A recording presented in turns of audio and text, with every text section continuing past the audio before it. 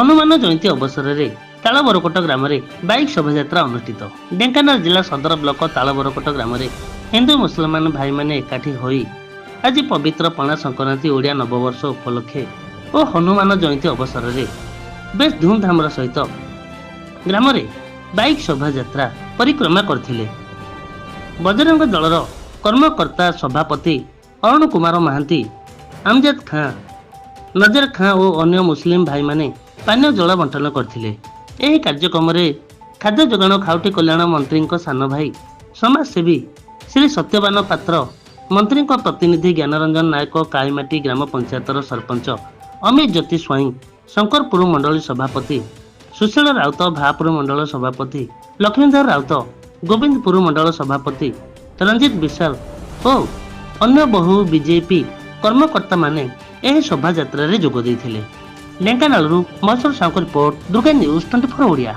तालबरकोटर पंचायतर आमर दीपू भाई आमर वयोज्येष्ठ कार्यकर्ता आर उद्यम रे तांकर प्रेरणा रे जो माने बजरंग दलर कार्यकर्ता माने सम्मिलित भाव में आज नगर परिक्रमा करते सबू गाँव को जाई सबू वार्ड को जाइए से माने प्रदर्शन करते रैली करते जोटा कि हनुमान जयंती रे आज भी बहुत बड़ जिनस ओडिया नववर्ष आउ महावीर जयंती सबू एककालीन थिबारु आमे आज गर्वित ओडिया आमे गर्वित ओडिशावासी गर्वित से बाकी रहा नूतन सरकार आसी पुरातन सरकार जाइए एथिरे उत्साह उद्दीपना बढ़ी जेहेतु सनातन धर्म आमर श्रेष्ठ धर्म आउ ये हिंदू धर्म को लेकर आमे जो जागृति ये करें ता भितर सबुठ बड़ जिनस आज समस्ते उत्साहित होकर एथरे योगदान दौरान आउ ये उत्साह बोधे द्विगुणित होती गत माने केते वर्ष धरी एवं द्विगुणित होची आ समस्ते गोटे उत्साह बहुत जिनस परिवर्तन होची सरकार रे आपण माने अनुभव करते गत सरकार टू एक सरकार परिवर्तनशील होती आको आगामी दिन में आम 9 मास बहुत किसी करूँ गणे भी नहीं कारण बहुत स्वल्प समय अच्छी मोपाई आगो को बहुत किसी परिवर्तन होगा जाऊँगी तेणुक गोटे सूचना जस्ट दूसरी आगामी दिन में आम कार्यकर्ता माने मंडल सभापति 2-3 जन नूतन चयन होती विधायक नोमिनी भी अच्छा पूर्वतन नोमिनी भी ये अच्छा समस्ते जो आशा आकांक्षा रखिंट तालबरकोटवासी जे परिवर्तन में आम भी सामिल होइछु ताकर जहाँ उन्नतिमूलक काम अच्छी जहाँ भी आम पाखे डिमांड रखुन आम ताकू चेष्टा करूँ शीघ्रातिशीघ्र पूरण करा ये कही मुझे वक्तव्य रखुच्छी। आज ओडिशा पे एक पवित्र दिवस आज ओडिया भावे मु गर्वित सारा विश्व रे आमर ऐतिहासिक भौगोलिक वैज्ञानिक कारण को नहीं पांजी पोथी पत्र सबू एमती वैज्ञानिक विश्लेषण थिला जे आज ही प्रकृत नववर्ष तेणु नववर्ष अभिनंदन समस्त ओडिशावासी मुझे जनाऊँगी। आज आम नववर्ष अभिनंदन जनायापी तालबरकोटे पहुँचलु। ये आम तालबरकोटे गोटे विराट रैली करी आमर दीपू भाई समस्त जागरण करछंदी। एक्चुअली आज हूँ नववर्ष एवं पवित्र महावीर जन्म ये महावीर जन्म उत्सव रे समस्ते आज महावीर धंडा धरी सारा नगर परिक्रमा करुले।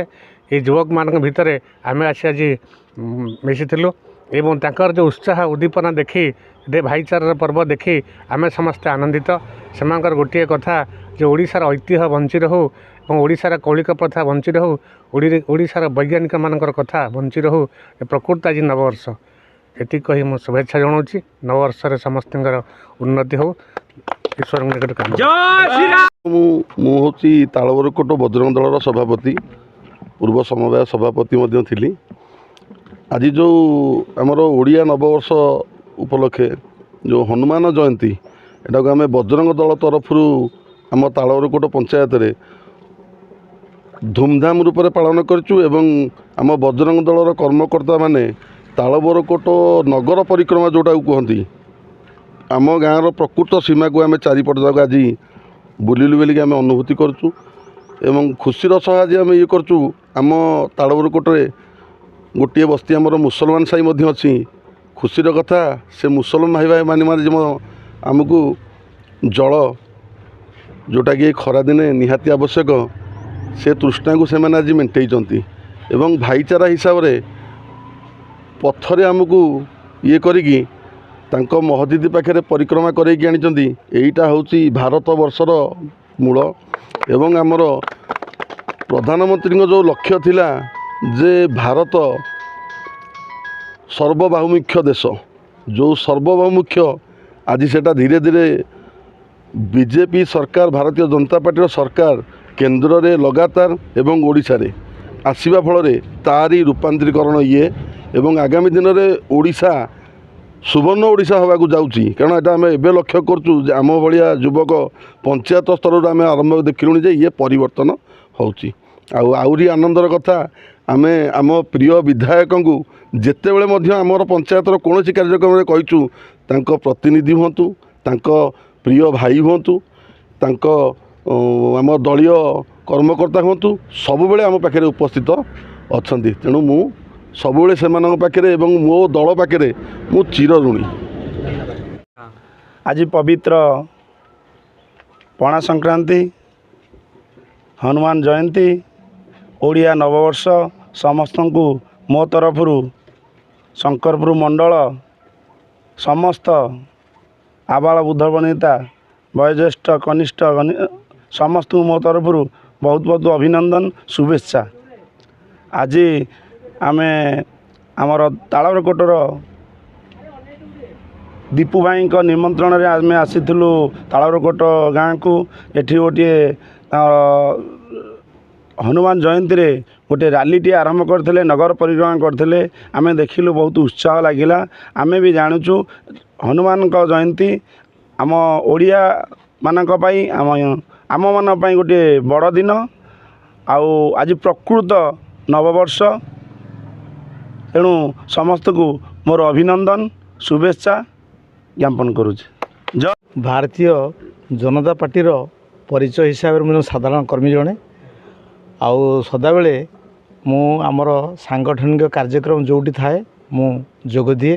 ଯେମିତିକି ଆମର ବଜରଙ୍ଗ ଦଳ ହେଉ, ବିଶ୍ୱ ହିନ୍ଦୁ ପରିଷଦ ହେଉ, ଭାରତୀୟ ଜନତା ପାର୍ଟି ହେଉ ବା ଆମର ସାମାଜିକ ଅନୁଷ୍ଠାନ ହେଉ, ଯେଉଁଠି ଆମେ ସମାଜର ହିତ ପାଇଁ କାର୍ଯ୍ୟକ୍ରମ ହୁଏ ଆମେ ସେଇଠି ଯୋଗ ଦେଉ। ଆଉ ଆଜି ମଧ୍ୟ ସେଭଳି ଏକ ପବିତ୍ର ଦିନରେ ଯାହାକି ଆମର ହନୁମାନ ଜୟନ୍ତୀ ଏବଂ ପଣା ସଂକ୍ରାନ୍ତି ଉପଲକ୍ଷେ, ଆଉ ସେଭଳି ଏକ ପବିତ୍ର ମୁହୂର୍ତ୍ତରେ ମୁଁ ତାଳବରକୋଟ ଗ୍ରାମ ପଞ୍ଚାୟତର ବଜରଙ୍ଗ କ୍ଲବର କାର୍ଯ୍ୟକର୍ତ୍ତା ଭାଇମାନଙ୍କ ସାଙ୍ଗରେ ମୁଁ ଉପସ୍ଥିତ ଅଛି। ଆଉ ସେମାନଙ୍କର ଯେଉଁଭଳି ସାମାଜିକ କ୍ଷେତ୍ରରେ କାର୍ଯ୍ୟକ୍ରମ ସେମାନେ ହାତକୁ ନେଇଛନ୍ତି ମୁଁ ଶୁଣିଲି ଏବଂ ସେମାନେ ସବୁ କ୍ଷେତ୍ରରେ ଭାଇଚାରାର କଥାକୁ ବାରମ୍ବାର ଦୋହରାଉଥିଲେ।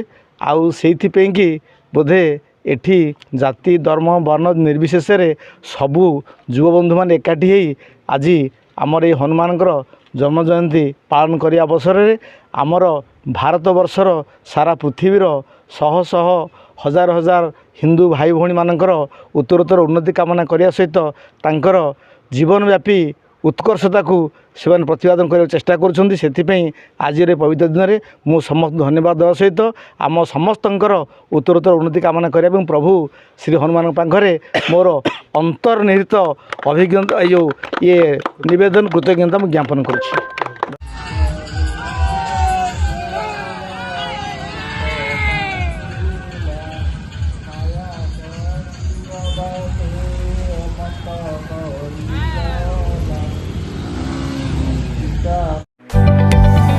जदि आपंक आम भिडी भल लगा तेब आम चैनल को लाइक शेयर और सब्सक्राइब करने को जमा भी भूलु नहीं।